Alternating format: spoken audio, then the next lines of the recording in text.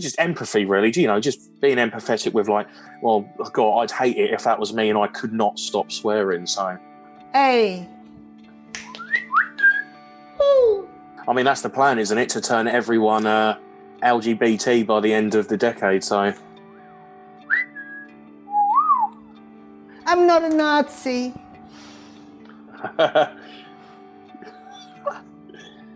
just don't get how some people can think we're making it up. And it is one of the most infuriating things to be told that Tourette's isn't real, or that what you're doing is made up. I wouldn't blame a single person with Tourette's to punch someone for saying that. Hi, welcome back to Boneitch, and welcome back to our series How We Tic, a series in which I talk with people from all over the world that have some relation with Tourette's.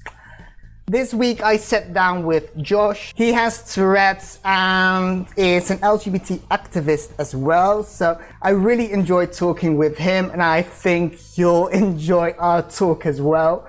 If you want to be a part of the series, check out the description. I really want to meet you. You don't have to have Tourette's yourself. If you have a child with Tourette's, or a sibling, or a friend, or if you're a teacher or someone with Tourette's, I also really want to talk to you. I just want to amplify as many experiences with Tourette's as possible to end the stigma around this disorder. Anyways, let's go into the rest of the video. Let's do this. Hey! Fuck off. Fuck you. Right. Okay. Right. Okay, right. Deep breath. So sorry. Oh my God. I don't talk to many people with Tourette's, so I get, if I ever hear other people's tics, I don't know what's coming next because I don't do it that often. But that's half of the fun. I mean, half of it is just because I want to give people a platform that have Tourette's. Yeah, of course. And other experiences. The other half of it is that I've been in lockdown for a year and that I miss my Tourette's people. Yeah, and I just enjoy meeting people with Tourette's. And I'll hate myself when I have to edit it, but the rest of it is just fun. So, I'm so happy that you wanted to be a part of our series and that you emailed me. And maybe you can introduce yourself. Who are you? Why did you want to be a part of the series? Yeah, of course. So my name's Josh. I'm 22 years old. I have Tourette Syndrome and I live in the UK. I've had Tourette's now my whole life, up until about the age of 18. Yeah, I think it's about 18. I've only had like motor tics. Usually I have them in my hands or my arms and my face, like that sort of thing.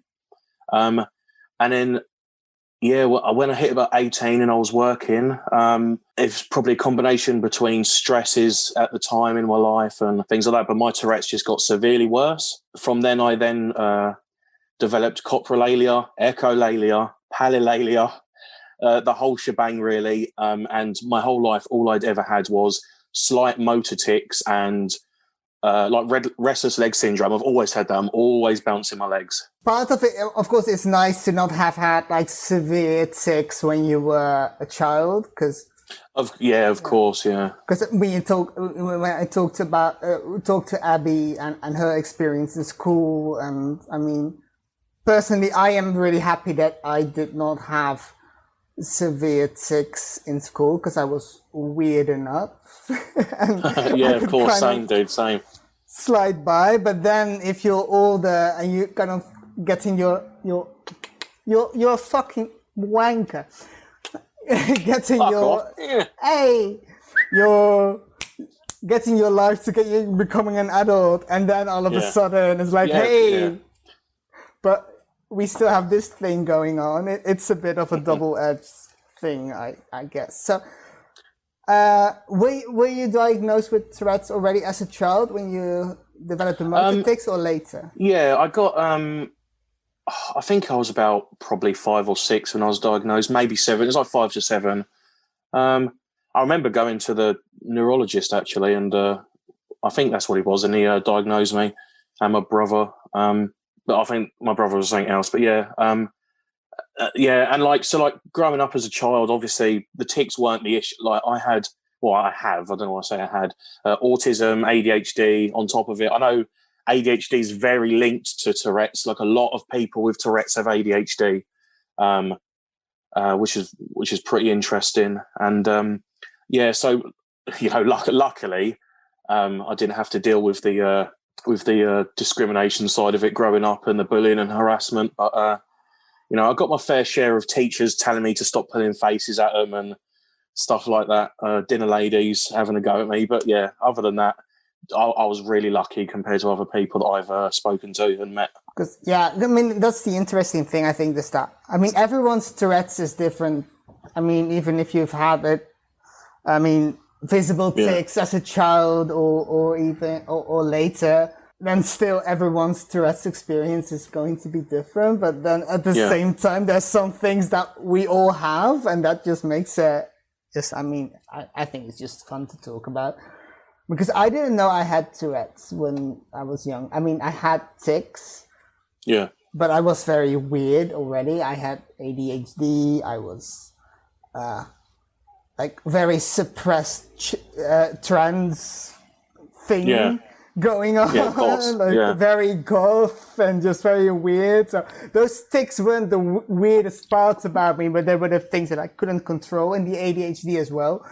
So, and I didn't know I had that, but but you knew that you had Tourette's, but you didn't. But then you were older, and I don't know. Did people tell you that you would grow out of it, or that it would get better and then it got worse? So what was it like when your tics got worse? Oh, when they got worse, it was very. It had a very harsh impact on my life. From coming from just occasionally pulling, like having muscle twitches and things like that, to physically not being able to hold things without throwing them. Luckily, I only went through a tiny phase of every time I'd eat something, I'd spit it back out. Luckily, because I'm a guy that likes his food, luckily that didn't last for very long. And but things like shaving or cooking, and like still today, like I'll come in from a shop and I'll just throw half of it across the room, and it's ruined, and it really. So yeah, I have to try and buy things that don't break when they get thrown. So no eggs, no things like that. But yeah. No, I was dissing you a bit about your iPhone, but the whole reason that I have a €170 Motorola is because I'll throw it at a wall, and because it's not that expensive, and if I break it, I can get a new one. It's okay, because somehow my brain is like, this is expensive. I can hold a baby, but if someone asks me, can you hold my baby? I'm like, don't give me that baby. Don't give me that puppy, because now I'm going to squeeze it. It's just, it's weird how that works. Yeah, that's what I get like that sometimes too. My nephew's like, he's over 1 now, but when he was born, in November a year ago, obviously it was a tiny thing, and I was petrified of holding him, because as you can probably imagine as well, like you can tell as soon as you're going to hold something, that's gone. So I have to be like, no, don't give him to me. But to be fair, ever since I held him for the first time, I've dropped him once, but it wasn't because of Tourette's. It's because we both fell off the chair. But no, other than that, luckily I think I've got pretty good control over things like that. That's lucky. Yeah, I think it's like a mental thing as well. Just the idea that maybe and then the tension starts to build, but I don't know how that works. You said in your email that you use he, they pronouns? So he, him's fine. He, they. The reason why I say he, they is I feel like the introduction of they is just pretty good practice and normalization of gender neutral pronouns. And also me personally, I benefit from every privilege a cis person does. I don't really care so much about gender per se. Like I'm not struck on being a man or anything like that. But the way I present and the way I enjoy presenting, masculine, gives me every benefit a cis person does. So I just go by he, him, they, yeah, whatever really. Anything you want, mate. He, him's absolutely fine, honestly. It's not really a big issue for me, or he, they. That's absolutely fine. And I had kind of two tracks that I thought were interesting to go on. And the first one was a bit of the, the standard, most expected one, which was more about ADHD and autism and cockatoo. And the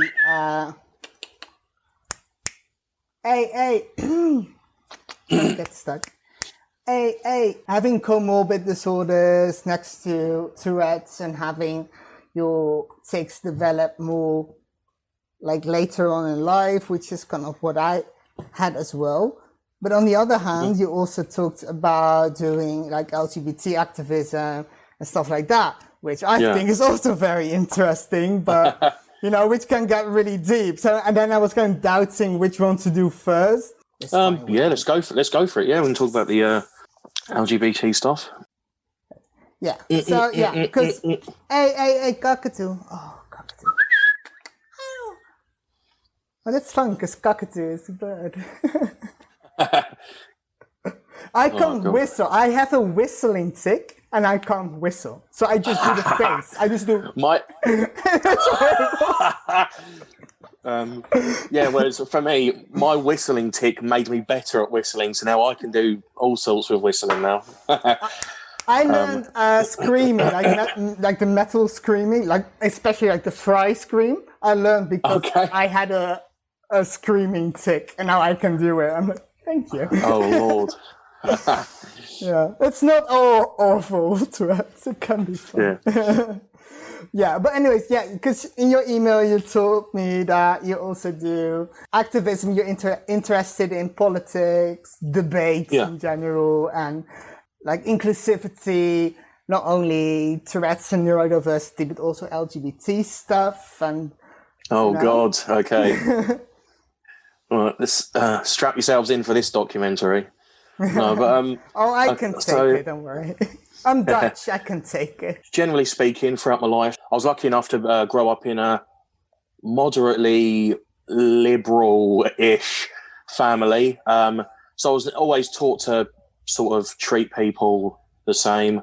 And, no one had any inherent worth over anyone else. But unfortunately for my family, that's all it really went through. And there's still a lot of underlying bigotry in there, which I've had to deal with now as an adult. But yeah, so like generally growing up, I thought as a cis white man, thought he was straight at least, or at least straight presenting anyway. Guy growing up, obviously, I thought gay people were fine, trans people were fine. Unfortunately, the trans issue is something personal to me because I was fairly transphobic when I was younger, but that sort of followed through a general underlying transphobia in my country. We're a very transphobic country, and unfortunately, that's something I'm not proud of at all. There's a lot of groundwork we can do in my country. I mean, when the first time I was in university, it was the first time I heard my teacher was talking about gender studies. And she told everyone there is a difference between sex and gender. And because the translation in Dutch, because gender wasn't really a thing, and this was like only 10 years ago, as a trans person who didn't know he was trans yet. Yeah. I was like, well, that's bullshit.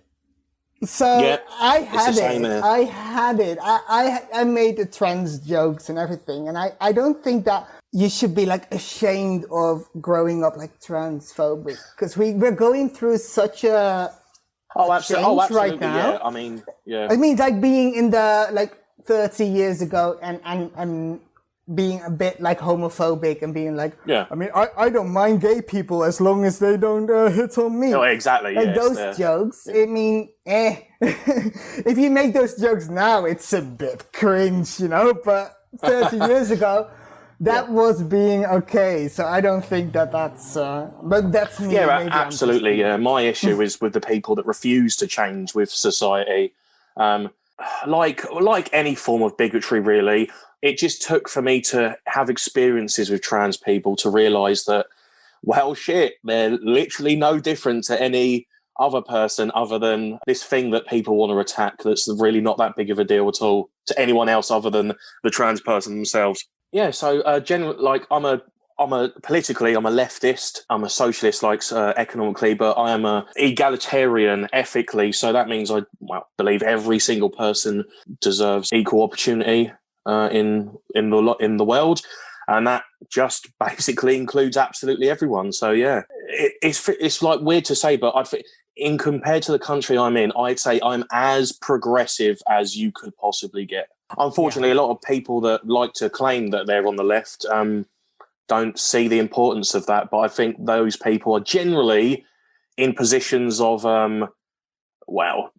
generally in positions of privilege themselves. They're usually, unfortunately, they're usually white. They're usually middle class, like fairly well off. They don't have to worry so much, to not care what party goes in is just ludicrous to me. I don't think you can, but yeah. And obviously tying it into disabilities and Tourette's as well. I mean, you'd rather have a party that is more progressive than not, especially for people like us. And that's just something, and it's not, I never looked up the scientific, the studies about it, but it was just something that I noticed in general, that both because I'm lucky to have loads of friends in the Tourette's community, and I found that disproportionate amount of them are in the LGBT community in that group, and on the other side, that within the LGBT community, a very large percentage is neurodiverse in some way. Most of them, like autism spectrum disorder, ADHD, something like that. And of course, and that's the Dutch, it's soort zoekt soort, like attracts like, but I think that's more a romantic phrase, but it's, that people that are similar attract people that are similar, so it's not a very scientific way of approaching things, but I think that in general, it's not that weird for people within the LGBT community and like the LGBT community and neurodiverse community to kind of overlap. And I think that's really interesting especially because it's ADHD, autism, things like that you just kind of born with. It's not, because some people will say, oh, it's like a mental illness. Like, it's not like that, but it being like you're wired differently, and you already don't do the societal norms thing. You're already peeling that back.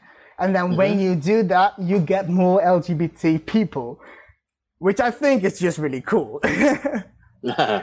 So, I mean, absolutely. I mean, that's the plan, isn't it? To turn everyone LGBT by the end of the decade. So that's the gay agenda. So that's the trans and the gay agenda. Yeah.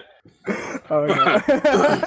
Now, before I even spoke to Abby or Lot or any of the others in that group chat that we're in, I hadn't met a single person with Tourette's in my entire life. Really? It was pretty cool. 21. I was 21 when I joined that group chat, and in 21 years, I hadn't met a single person with Tourette's. Oh, wow! But have you ever been to like any meetups of the Tourette's Action or? No, I just wasn't really so my Tourette's got worse when I was from the age of 18, so I didn't really go to any camps or meetups or activity groups as a child anyway. And then I didn't really get introduced to any communities until I was 18 plus, really. So no, but I mean Tourette's community. I mean, and I'm biased because I think Tourette's people are just really cool. Oh yeah, it's amazing. Yeah, when we have sometimes in the group chat we'll have like 8 people in the call, and it's just everyone setting each other off. It's so funny.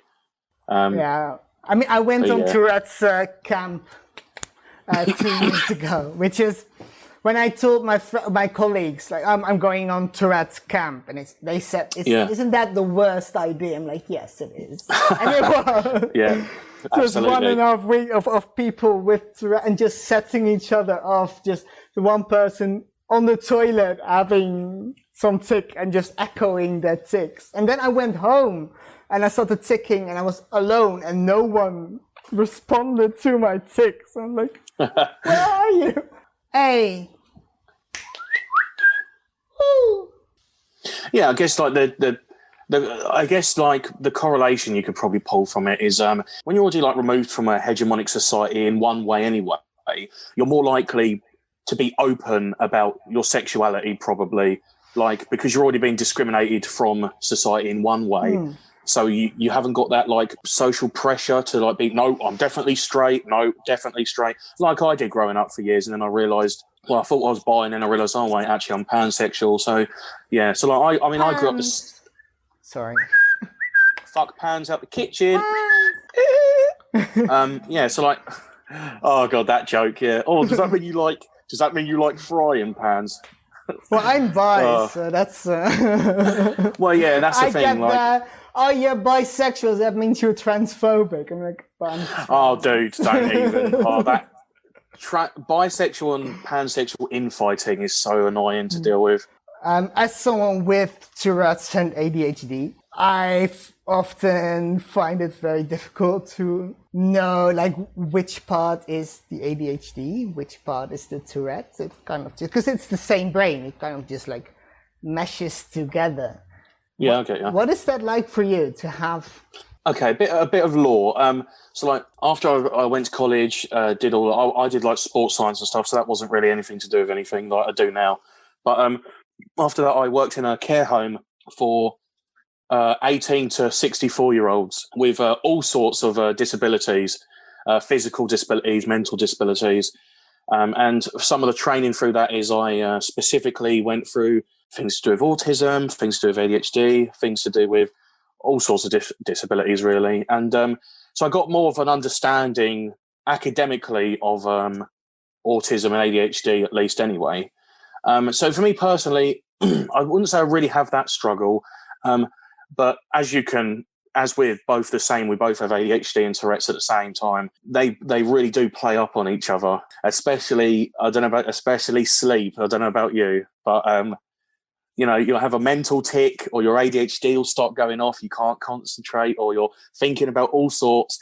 That's probably the closest one. Mental tics and like typical ADHD thoughts. That's where I'd probably think like, I wonder what's trying to keep me up right now then, whether it's the mental tic or the ADHD. But yeah.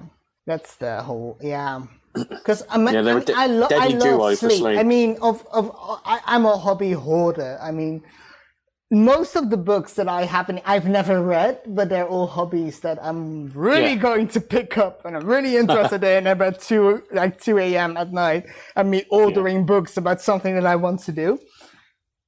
But I love sleep. That's my most favorite hobby. I love sleep, but I can't do it. I just love it. No, oh no. And ADHD and Tourette's, they are like best friends. And there is definitely a difference between the two. Yeah, of course. Yeah. There's even like a feeling, and I know that it's, again, not a scientific thing, like how I feel, like where I feel my Tourette's and where I feel my ADHD. Yeah. There's like a feeling to it, an electricity to it. And I know it's definitely. Yeah. Mm-hmm. It's really strange. Yeah. But you can kind of feel it in your brain. There is an electricity. Yeah. Or even like the brain fog. I mean, I don't know if you get that as well, like the brain fog from the ADHD, just when you just can't think. Yeah. Mm-hmm. It's like with your legs then. So I can physically stop my legs from shaking. So I can just stop like right now. And if I stop, it's like tiny little motors shaking back and forth all through my legs. And it's such a weird sensation. It's very strange, yeah. And it's like when you have like a motor tic, let's say you like throw your arm out, you can just feel the jolt of like electricity coming from your brain into your arm. And it's so strange. It's a pretty surreal feeling. Especially with my hand tics, because I haven't repainted my nails since I talked to Abby, which was 3 weeks ago. But and I usually don't think that tics are like hiccups because it's not that involuntary. But with my hand tics, it kind of is because you can hold in your hiccups until you don't I mean, if you really focus on it, and then when you don't focus on it, they're back. And with my hands, it's just, I mean, I can focus and I can hold it in, and it's fine. And it doesn't really take that much energy. But the moment, especially when I paint the nails of both my hands, it's two hands that I have to focus on. I'm like, and then within seconds, I'm like, one of my hands goes back into, and it's so weird. And you can feel it. That's the whole cockatoo. It's weird. Yeah, it's hard to explain because tics are different. I think like all tics are different. I don't know.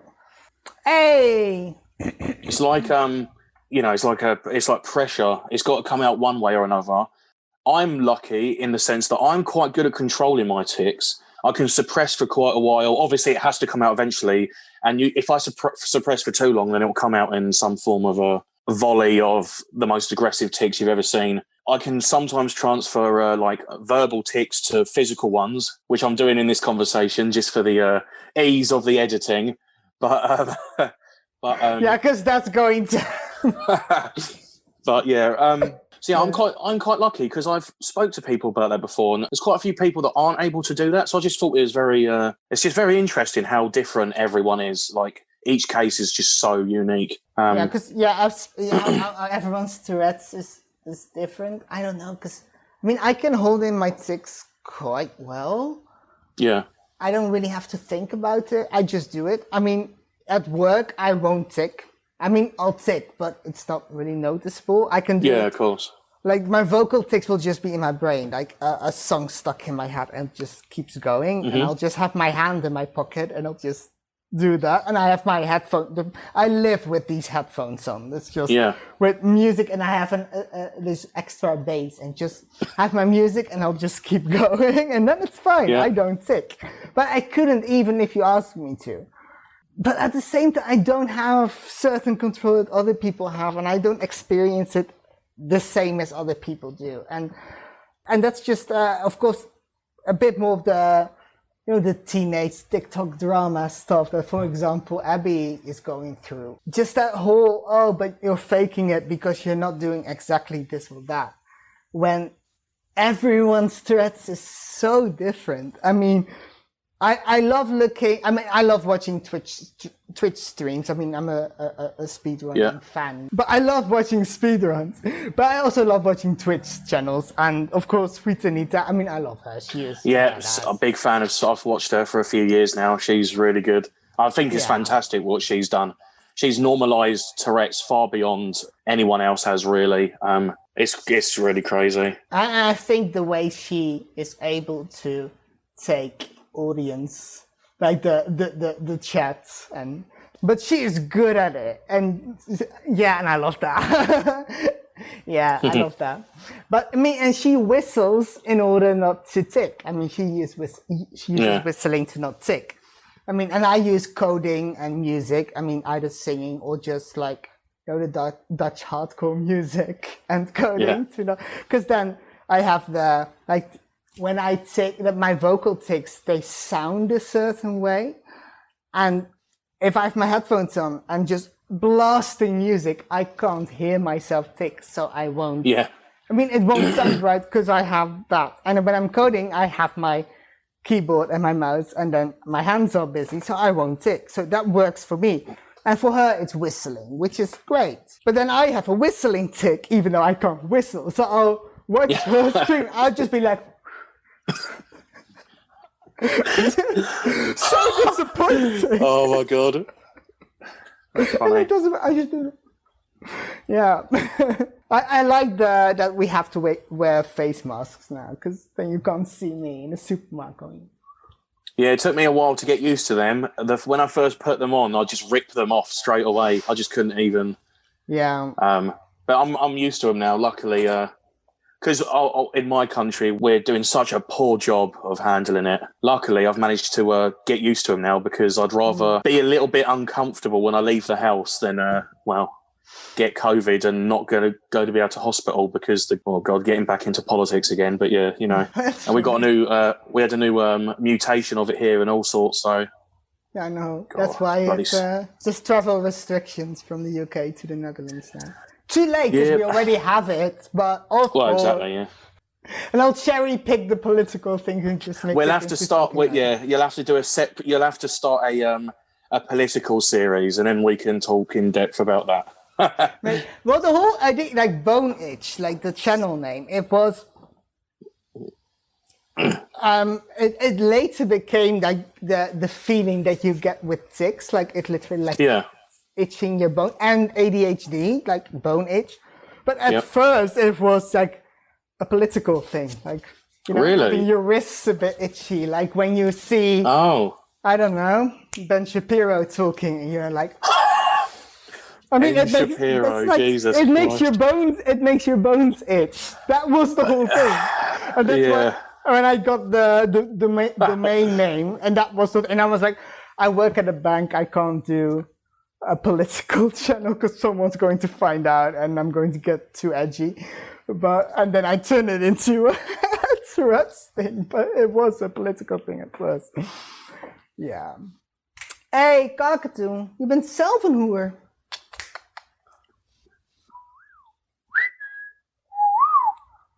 I'm not a Nazi.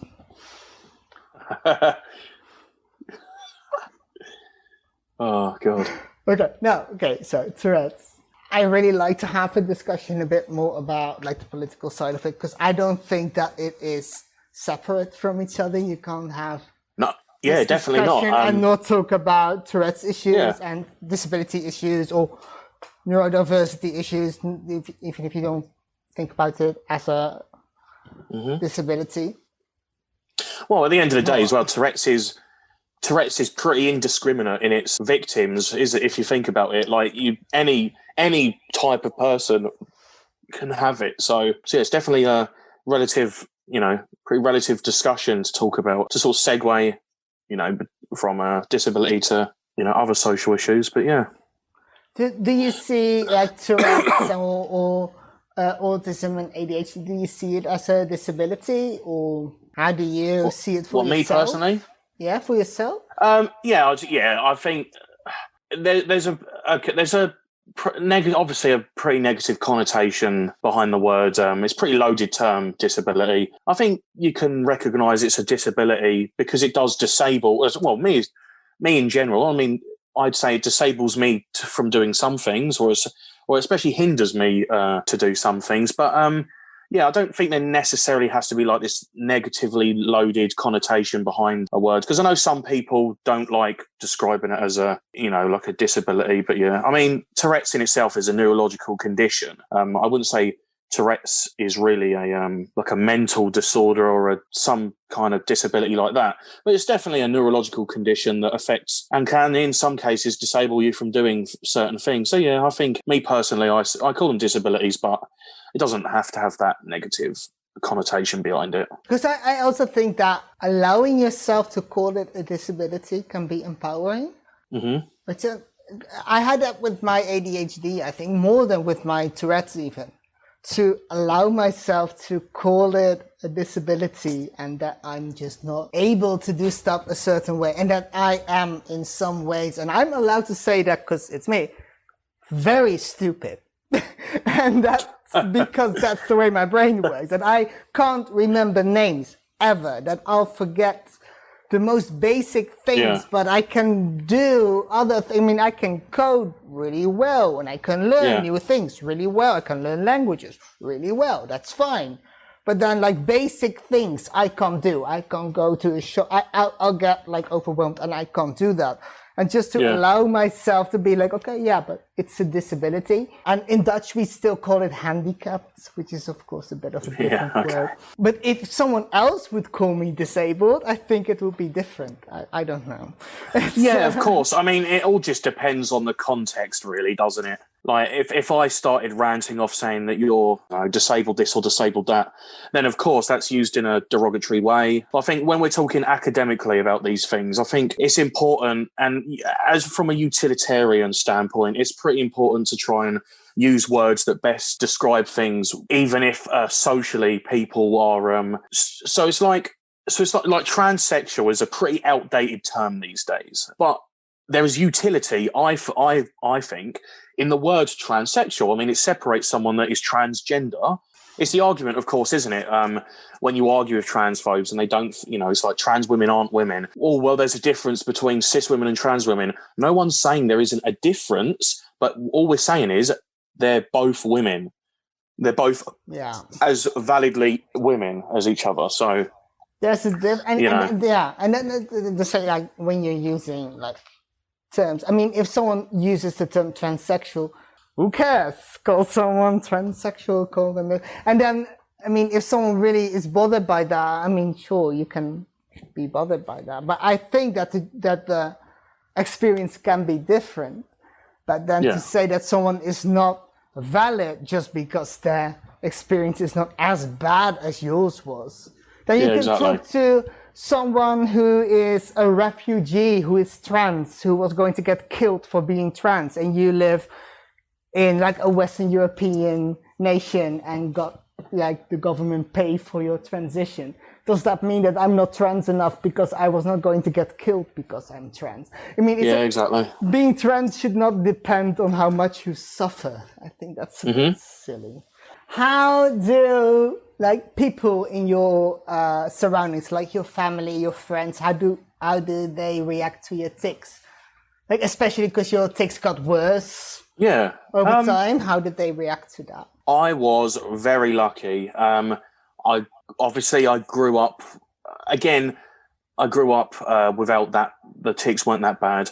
Luckily, I had parents that were very proactive with it, proactive with it. So they researched it a lot and they sort of understood. And then obviously, but like I didn't have copulate or any of that growing up, so I don't have that experience of like what their reactions might have been doing that.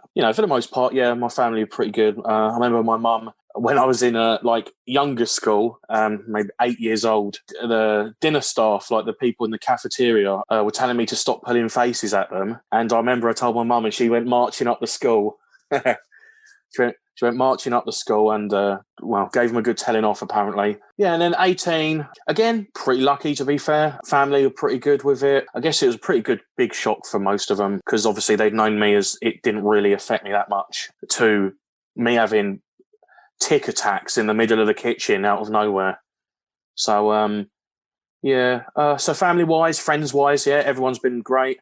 Obviously, in general society, I've been in a few fights because of it.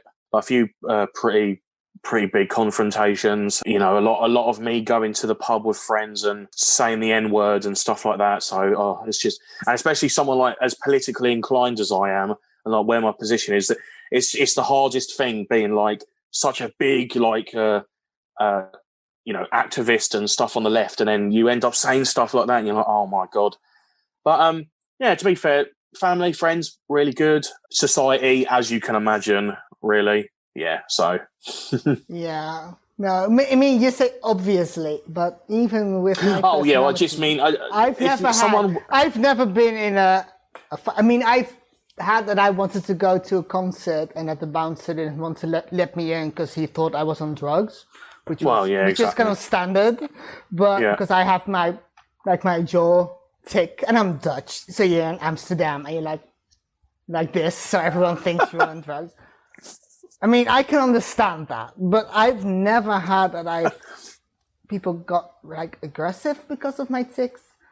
Oh yeah, some people. I mean, it's not obvious, I think. Mm-hmm. I don't know. And also like being leftist and having coprolalia and having to say context matters, even though you know but it does matter. But not in the way that some people say it does. Yeah. Because that's how coprolalia works. It's the thing that you don't want to say. Well, yeah, you know what you shouldn't say, so that's the thing that wants to come out. But like going on a date with someone and having sex with someone and then shouting, "You stink." That's horrible. Lucky, I haven't had too many of them. Like everyone I've been with, luckily, I haven't really ticked during sex or anything. So luckily, I dodged all of that. But if you ever want to crush someone's ego, ticking during sex is a very big indication that they're not doing something right. So, so if you ever want to crush someone's ego, yeah. It was in university when you're doing a presentation and your USB stick doesn't work. So you have to look at your email and you have to put in your password while everyone's watching, and no one can type when everyone's watching, and everyone's silent. And I shout, "Loser! You can't type!" while they're trying to type their password. I didn't make friends doing that. That was horrible. Yeah, exactly. No, not now. No. Well, yeah, exactly. You don't want to say these things. It's just, very quickly before we move on from family, there have been a couple family members, unfortunately, who have been quite, you're just making that up or you're lying, because I never used to do the things I do now growing up. Because now I'm doing them now, they're assuming that I'm making it up, or I don't know why I'd make up, like, why would you make up like a physical, like, attack? I just don't get it. I just don't get how some people can think we're making it up. And it is one of the most infuriating things to be told that Tourette's isn't real, or that what you're doing is made up. I wouldn't blame a single person with Tourette's to punch someone for saying that. It's a weird. I mean, there will be people that do that because it exists, like, realistically speaking. But in general, if you know people in real life that are just living through that, it takes so much effort to fake that. I can't imagine. I mean, it's not a trend. It's not a thing. I mean, people do that with anxiety, like, "Oh, I'm so anxious. Oh, I'm so OCD," and they have that for 2 months, and then they grow over it. Of course, people will have that with Tourette's as well when it is like a bit more in the, media attention. Of course, some people will be like, "Oh." Abby told me about that. That there were some people on TikTok pretending to have Tourette's or something. I was like, "What? What? That's just so crazy to me."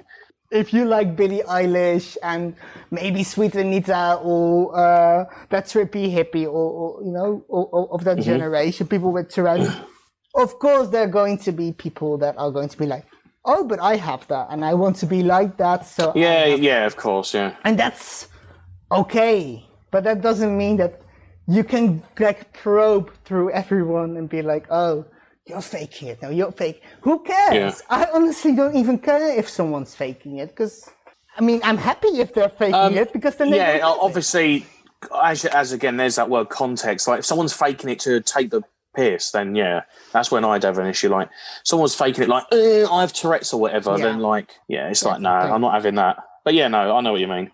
But if you're like 15 and you just, I don't know.